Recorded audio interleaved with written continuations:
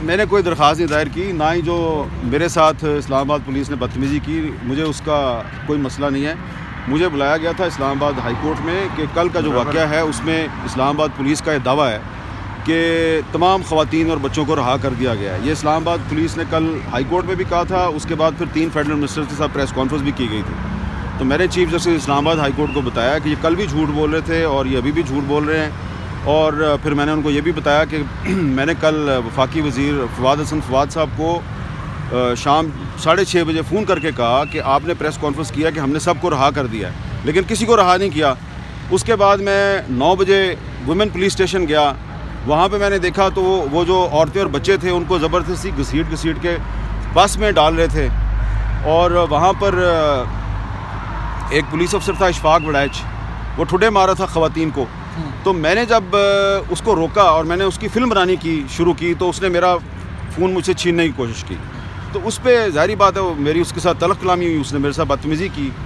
फिर मैंने दोबारा फवाद हसन फवाद को फ़ोन किया और मैंने फवाद साहब से कहा कि ये इधर चीखो पुकार सुन लें, किसी औरत को रहा नहीं किया इन्होंने, किसी बच्चे को रहा नहीं किया, ये उनको ज़बरदस्ती बस में डाल के और कहीं ले जाना चाह रहे हैं। तो उन्होंने कहा अच्छा। इस दौरान में दोबारा जो है वो वही जो पुलिस अफसर है उसने दोबारा जो है वो मेरे से बदतमीज़ी शुरू कर दी। तो वहाँ पे फिर human rights commission of Pakistan के चेयरमैन असद इकबाल भट्ट साहब, वो बुज़ुर्ग आदमी हैं, वो भी थे वहाँ पे। वो उस बस के सामने कुर्सी डाल के बैठ गए। उन्होंने कहा कि तुम अब मेरी लाश से ही गुजरोगे। तो पुलिस ने उनके साथ भी बदतमीज़ी की, उनको भी हटा दिया। ये सारी तफसील जो है वो उनको बताई है कोर्ट को। तो उसके बाद जो IG साहब हैं उन्होंने मेरे से तो माजरत कर ली लेकिन मसला ये है कि उन्होंने कल भी वहाँ पे गलत बयानी की, आज भी उन्होंने गलत बयानी की कि जी वो औरतें जो हैं वो अपनी मर्ज़ी से कहीं जा रही थी, जबकि वहाँ पे अभी कोर्ट में वकला ने और मेरे समेत कई विटनेसेस ने ये बताया कि जी वो अभी भी इनकी कस्टडी में है। तो झूठ बोला जा रहा है। और पाकिस्तान के कैपिटल इस्लामाबाद में अगर बलूचिस्तान की ख़वातीन और बच्चे जो हैं वो फेडरेशन के साथ उम्मीद लगा के आए हैं कि हमें इंसाफ मिलेगा, तो फेडरेशन ने क्या किया है कि उनको डिपोर्ट कर दिया है।